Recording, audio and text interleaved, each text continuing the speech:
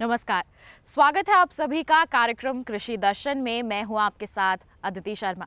किसान भाइयों बहनों, हमारी कोशिश रहती है कि हमारे इस कार्यक्रम के जरिए हम आप तक कृषि जगत से जुड़ी तमाम जानकारियां सही समय पर पहुंचा सकें ताकि आप लोग उनसे लाभान्वित हो सकें। आज के हमारे इस कार्यक्रम में हम आपको दिखाएंगे राष्ट्रीय भेड़ एवं ऊन मेले की कुछ झलकियां, जिसका आयोजन राजस्थान में किया गया। साथ ही साथ हमारे कार्यक्रम में होंगी खबरें खेती की और मौसम की जानकारी। तो फिर आइए आज के हमारे इस कार्यक्रम का आगाज करते हैं खबरें खेती की और मौसम की जानकारी से। नई दिल्ली में विश्व पुस्तक मेला संपन्न। CIRJ मखदूम द्वारा किसान एकल खिड़की कार्यक्रम शुरू। और हरियाणा में अरंडी फसल का सफलतापूर्वक उत्पादन। नमस्कार, खबरें खेती की में आपका स्वागत है। मैं हूं मोनालिसा। अब खबरें विस्तार से। दिल्ली के प्रगति मैदान में विश्व पुस्तक मेला संपन्न हुआ। इस मेले में देश विदेश के कई पुस्तक प्रकाशकों ने अपनी पुस्तकों का प्रदर्शन कर रखा था। इसमें कृषि, ग्रामीण विकास एवं पर्यावरण संबंधी पुस्तकें भी लोगों को आकर्षित कर रही थी। पेश है एक रिपोर्ट। पिछले दिनों दिल्ली के प्रगति मैदान में विश्व पुस्तक मेला संपन्न हुआ। मेले में लाखों युवा युवतियों ने आकर इस मेले का लाभ उठाया। इस मेले में अंग्रेजी, हिंदी सहित कई देश विदेश के साहित्य एवं कृषि, पशुपालन, मछली पालन, पर्यावरण एवं महिलाओं संबंधी पुस्तकों की भी प्रदर्शनी लगी हुई थी। मेले में कई नई पुस्तकों का भी विमोचन किया गया।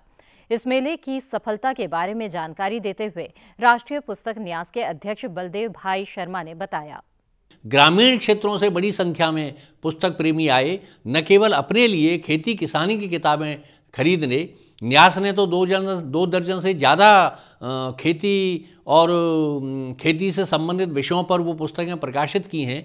लेकिन आज ग्रामीण क्षेत्रों में अपने बच्चों को ज्ञान संपन्न बनाने का जो एक उत्साह दिखा मुझे मेले में, कि हम अपने बच्चों के लिए भी कुछ ऐसी पुस्तकें खरीद कर ले जाना चाहते हैं जो उनके जीवन को अच्छा बनाएं, संस्कारशील बनाएं, सुयोग्य बनाएं, और वो न केवल घर परिवार को संपन्न बनाने के लिए अपना अच्छा कैरियर चुनें, बल्कि वो अच्छे नागरिक बनकर देश और समाज के लिए भी कुछ करें। ये भावना मैंने कुछ ग्रामीण लोगों में देखी जो वहाँ पुस्तकों की चाह में अपने बच्चों के लिए और अपनी खेती किसानी का ज्ञानवर्धन करने के लिए आए थे। ये बहुत उत्साहवर्धक बात रही। ICAR के ज्यादातर संस्थानों में किसानों को सूचना एवं अन्य जानकारी हेतु वन विंडो सिस्टम यानी किसान एकल खिड़की कार्यक्रम शुरू कर दिया है, जिससे किसान लाभान्वित हो रहे हैं। पेश है ये रिपोर्ट। ICAR के केंद्रीय बकरी अनुसंधान संस्थान मखदूम में पिछले दिनों सचिव एवं महानिदेशक भारतीय कृषि अनुसंधान परिषद ने किसान एकल खिड़की कार्यक्रम का शुभारंभ किया, जहां पर बकरी पालक आकर बकरी के रखरखाव, खान पान एवं स्वास्थ्य संबंधी जानकारी प्राप्त करने लगे हैं।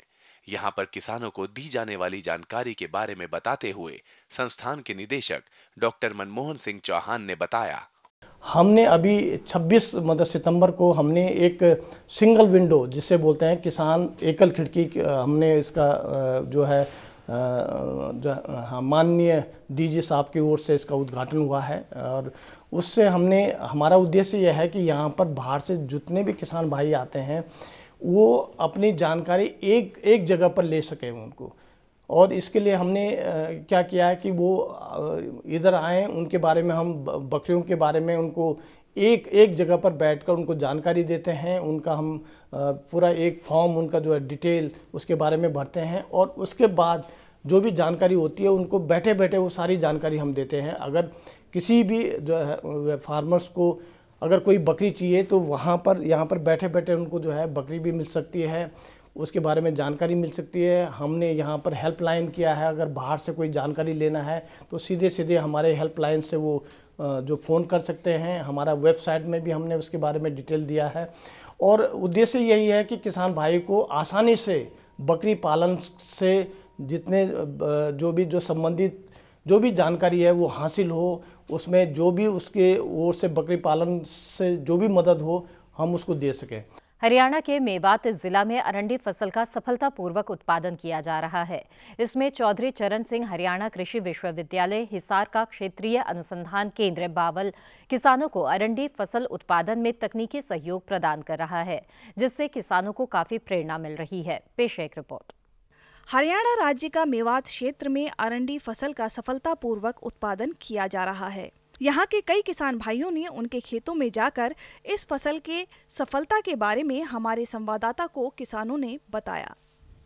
नई किस्म है, नई तकनीकी से है और ये अच्छी चीज़ है और नकदी की फसल है, लंबी उम्र की फसल है।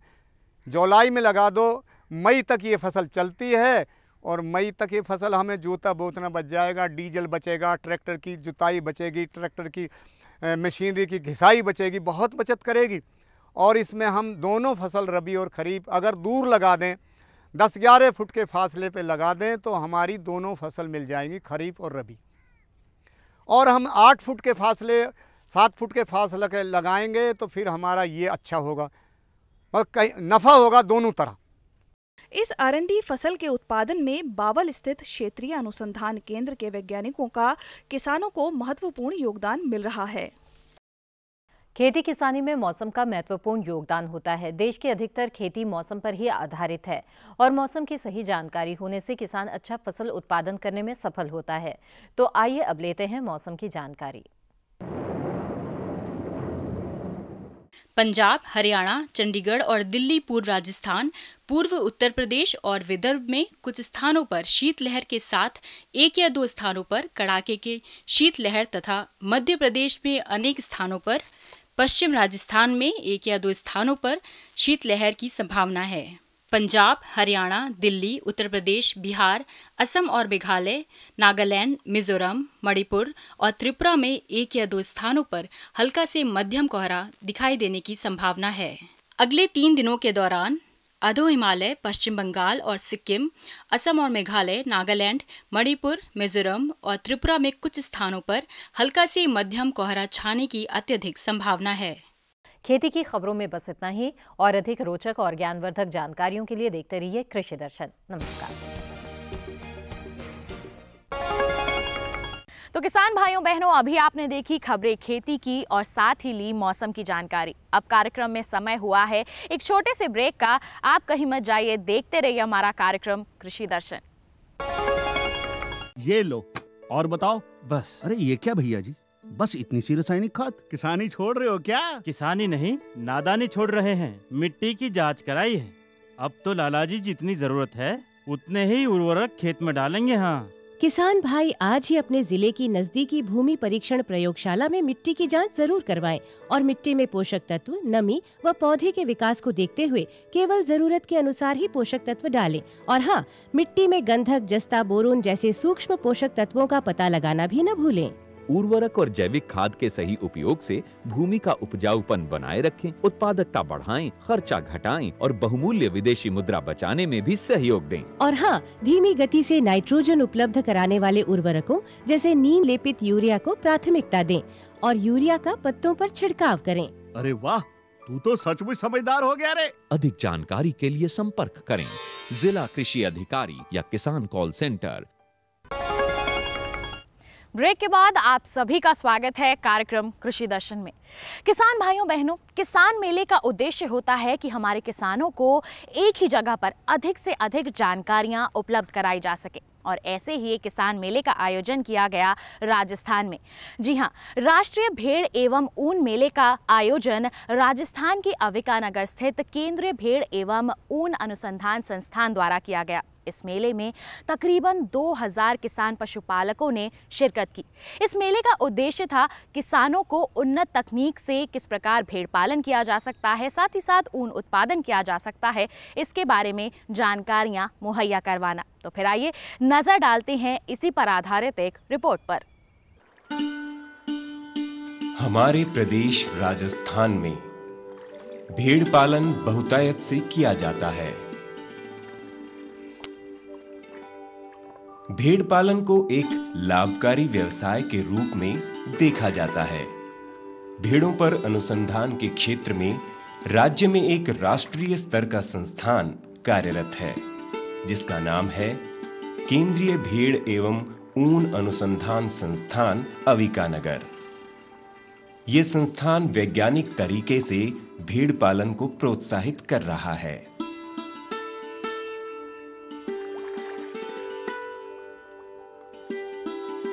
संस्थान की विभिन्न इकाइयों के अंतर्गत भेड़ पालन पर अनुसंधान कार्य किया जा रहा है।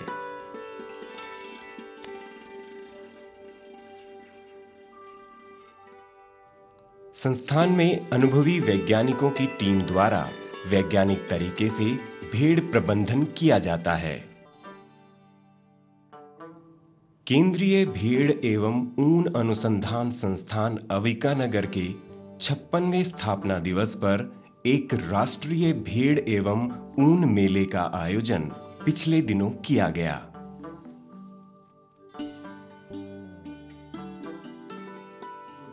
इस मेले में करीब 2000 किसान भाइयों एवं भेड़ पालकों ने भाग लिया। मेले के मुख्य अतिथि के रूप में पधारे कृषि वैज्ञानिक चयन बोर्ड के अध्यक्ष डॉक्टर गुरबचन सिंह। मेला प्रारंभ होने से पूर्व अतिथियों ने संस्थान का भ्रमण कर विभिन्न इकाइयों का अवलोकन किया।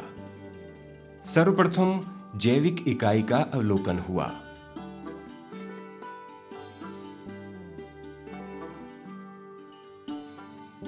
उसके बाद बकरी सेक्टर का अवलोकन हुआ।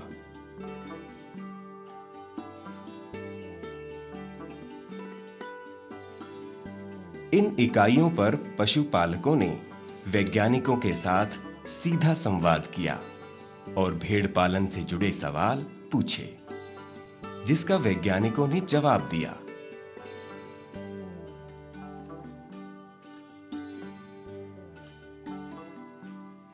संस्थान का भ्रमण कर संस्थान की उपलब्धियों के बारे में अपनी प्रतिक्रिया के रूप में कृषि वैज्ञानिक चयन बोर्ड के अध्यक्ष डॉक्टर गुरबचन सिंह ने अपनी बात इस प्रकार कही। आज सुबह जब मैंने संस्थान की सभी एक्टिविटीज़ को देखा है, बहुत अच्छा लगा। मैं जहां पहले भी 2 बार इस संस्थान में आया था, अभी जो 15-16 वर्ष पहले आया था, आज देखकर अगर मैंने एक ही बात कहनी हो तो लगता है कि भाई संस्थान बहुत अच्छा कार्य कर रहा है। हर फील्ड में सारा फार्म देखने के बाद लगा कि जो ज़मीन बिल्कुल बेकार पड़ी थी उसमें सारा चाहे फॉडर लगाया है एनिमल्स के लिए, और जितना भी भेड़ के ऊपर, बकरी के ऊपर रिसर्च का कार्य हो रहा है वो बहुत ही उत्कृष्ट ढंग से हो रहा है। सबसे बड़ी बात जो मैं अच्छी लगी कि संस्थान ने जो किसान हैं उनको अपने सेंटर में रख के काम कर रहे हैं, उनके साथ काम कर रहे हैं।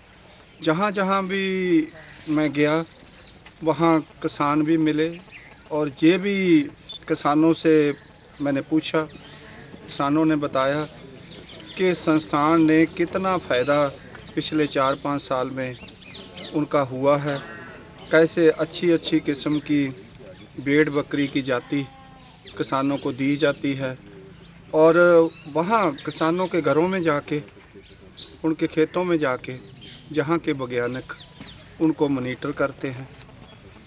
ये मेरे को एक इस तरह की फीलिंग हो रही है कि संस्थान जैसे कोई विज़न लेके चले कि हमें भेड़ की जो रिसर्च है या वूल की जो रिसर्च है वो किस दिशा में जानी चाहिए, उस दिशा में संस्थान काम कर रहा है। दूसरी बात, जो मेरे को देखा कि सबसे अगर आपने बढ़िया काम करना है तो जो लोग वैज्ञानिक होते हैं, दूसरे साइंस लोग होते हैं, टेक्निकल होते हैं, एडमिनिस्ट्रेशन में होते हैं, सभी लोगों को एक जैसे वेल ऑयल्ड मशीन कहते हैं ना, ऐसे होने चाहिए। वो साइंटिस्टों से बात करके उनके चेहरे में खुशी देख के मेरे को लगा कि सभी लोग जहाँ बहुत मोटिवेटेड हैं, और जब सब लोग मोटिवेटेड होते हैं, खुश होते हैं, तो ही रिसर्च आगे बढ़ती है। अगर हम देखें हमारा जो पशुधन का जो ग्रोथ रेट भी रहा है, अगर पिछले भी हम सभी प्लान्स का देखें, कृषि से तकरीबन ऊपर ही रहा है। और कृषि को सस्टेनेबल बनाने के लिए भी जो हमारा पशुधन है, इसका बहुत बड़ा रोल आगे आने वाला है। भेड़ पालन को एक लाभकारी रोजगार के माध्यम के रूप में भी देखा जाता है। स्थानीय भाषा में इसे एटीएम कहा जाता है, अर्थात पूरे साल आमदनी। संस्थान देश की सेवा में, किसानों की सेवा में, खास तौर से गरीब और जो सीमांत किसान हैं, जिनके पास ज़मीन नहीं है, जिनके पानी के साधन नहीं है, उनके लिए एक बहुत उपयोगी साबित हो रहा है। अभी हमने किसानों को जो अलग अलग तरह की ब्रीड है, जो अलग अलग तरह की प्रजातियां हैं, उनका संवर्धन किया, उनको आगे बढ़ाया, उनका इम्प्रूवमेंट किया, और उस इम्प्रूवमेंट करके वो किसान तक, उनके भेड़ों तक पहुंचाया। उससे उनकी आमदनी में इजाफा हुआ। मेले के दौरान सुबह से ही किसानों के चेहरे पर उमंग और उल्लास भरी मुस्कान देखते ही बन रही थी। मेले में किसानों के लिए कृषि प्रदर्शनी भी लगाई गई। मेले के उद्घाटन सत्र के सबसे पहले ICAR का गीत प्रस्तुत किया गया। जय जय कृषि परिषद भारत की, उत्तर तक हर पथ पर है मित्र कृषक की शिक्षा शोध। मेले में मुख्य अतिथि डॉक्टर गुरबचन सिंह के अलावा BGA मसाला अनुसंधान संस्थान के निदेशक डॉक्टर गोपाल लाल, वैज्ञानिक डॉक्टर AK शर्मा सहित कई गणमान्य अतिथि उपस्थित थे। कार्यक्रम के प्रारंभ में संस्थान के वरिष्ठ वैज्ञानिक अरुण तोमर ने अपने विचार व्यक्त किए। कार्यक्रम के प्रारंभ में किसानों के मनोरंजन के लिए संगीतमय प्रस्तुतियों ने सबका दिल जीत लिया।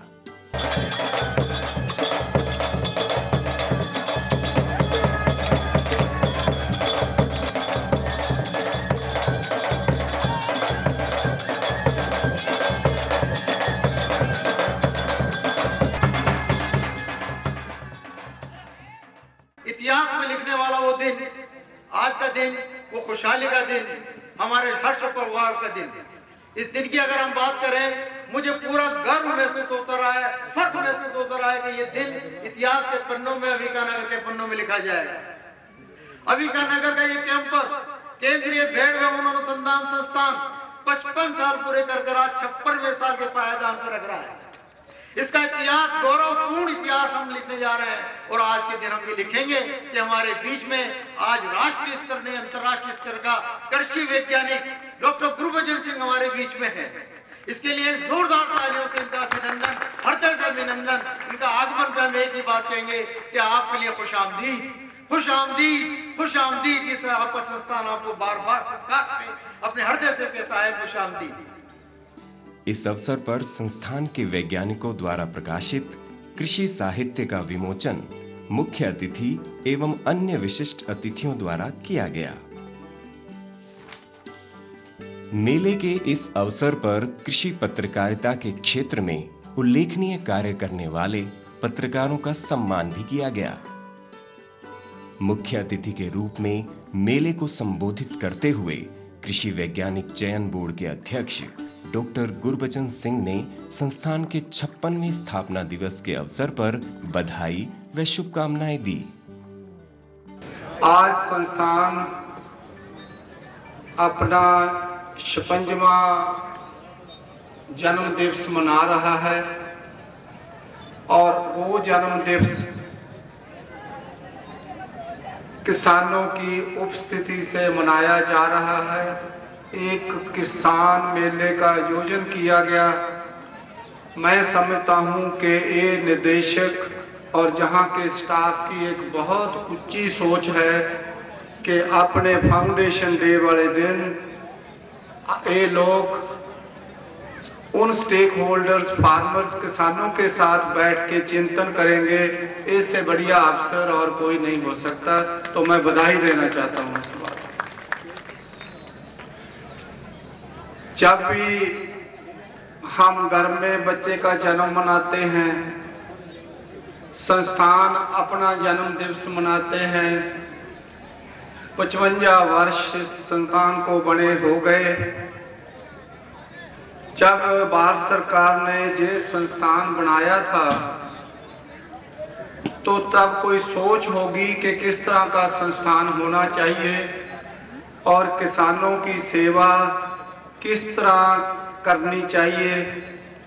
आज का दिन उसके लिए एक चिंतन का दिन होता है कि हम उस दिशा में कितना आगे बढ़े हैं। किसान भाइयों, कृषि के साथ साथ पशुपालन अब एक रोजगार का उत्तम माध्यम बनता जा रहा है। मेले में आए हैं। मेले में आने से हमारे को सब ज्ञान मिलता है। सब तरह की प्रदर्शनी लगी हुई है और बाहर से आदमी तो उनसे भी हमारे को ज्ञान मिलता है। हम 20 साल से यहाँ जुड़ रहे हैं। पहले भेड़ बकरी नहीं रखते थे, अब भेड़ बकरी रखने लगे हैं सिरोही नस्ल की। तो हमारी भेड़ बकरी का अच्छे पैसे मिलते हैं। 3-2 रुपये तक की हमारी यहाँ से संस्थान से किस तरह की मदद मिलती है? संस्थान से हमारे भेड़ बकरियों के लिए टीकाकरण करना, दवाइयाँ देना, टाइम के टाइम संभालना। मतलब पहले भेड़ बकरी में इतनी मृत्यु दल हो जाती थी, जो भेड़ वो माता का टीका की कितनी रेवड़ी खत्म हो जाती थी, बिल्कुल अब 3-4% ही रहेगी, बिल्कुल बीमारी से मुक्त होगी। कृषि के साथ साथ पशुपालन का भी सकल घरेलू उत्पाद में महत्व बढ़ता जा रहा है। अब हमारे किसान भाइयों को चाहिए कि कृषि के साथ साथ अन्य संबद्ध व्यवसाय भी करें, जिससे उनको साल भर आमदनी प्राप्त होती रहे।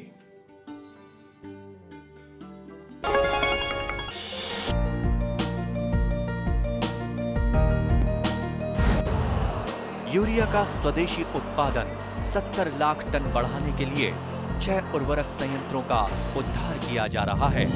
FCIL के गोरखपुर, सिंदरी, तलचर और रामागुंडम संयंत्र, HFCL की बरौनी इकाई और BVFCL की नामरू फोर्थ।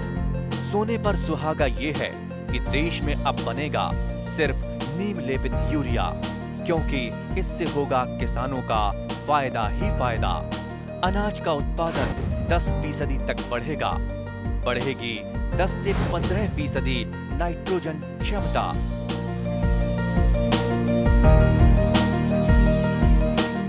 मेरे साथ बोलो ए बी। अरे नादान, बच्चे को एबीसी सिखा रहा है। अरे काम धंधे की एबीसी तू कब सीखेगा? ये देख विज्ञापन। तेरे जैसे कृषि विज्ञान सीखे हुए युवाओं के लिए भारत सरकार के कृषि मंत्रालय ने एक योजना बनाई है, ACABC। ACABC? जी हाँ, ACABC यानी एग्री क्लिनिक्स और एग्री बिजनेस सेंटर। इसके तहत कृषि विज्ञान पढ़े युवाओं का चयन होने पर उन्हें मुफ्त ट्रेनिंग दी जाती है और हाँ, अपना कारोबार चलाने के लिए बैंक से लोन भी मिलता है। इसके साथ ही अगर युवा अपने इलाके के किसानों की खुशहाली के लिए उन्हें खेती बाड़ी व अपने कारोबार से जुड़ी लाभदायक जानकारी देते रहेंगे तो उन्हें लोन पर 36 से 44% तक की सब्सिडी भी मिलेगी। तब तो मैं जरूर सीखूंगा काम धंधे की ABC। शाबाश, चलो अपनाएं स्वरोजगार, खेती में हो विकास अपार। आपको हमारा कार्यक्रम कृषि दर्शन कैसा लगा? अपने सुझाव, प्रतिक्रियाएं एवं सवाल हमें इस पते पर भेजें। कृषि दर्शन, कमरा नंबर 10, CPC दूरदर्शन, खेलगांव, नई दिल्ली 110049। जुड़िए हमारे साथ ट्विटर पर twitter.com/कृषिदर्शन-dd, फेसबुक पर facebook.com/कृषिदर्शन-dd और देखिए कृषि दर्शन अब YouTube पर भी youtube.com/user/कृषिदर्शन-dd। भेजें हमें मेल krishidarshan@gmail.com पर। तो ये था हमारा आज का कार्यक्रम कृषि दर्शन। हम उम्मीद करते हैं कि आज का हमारा ये कार्यक्रम आपको अवश्य ही पसंद आया होगा। अगले अंक में फिर होगी आपसे मुलाकात कुछ नई और महत्वपूर्ण जानकारियों के साथ। तब तक के लिए हमें दीजिए इजाजत। आपका दिन शुभ और मंगलमय हो। नमस्कार।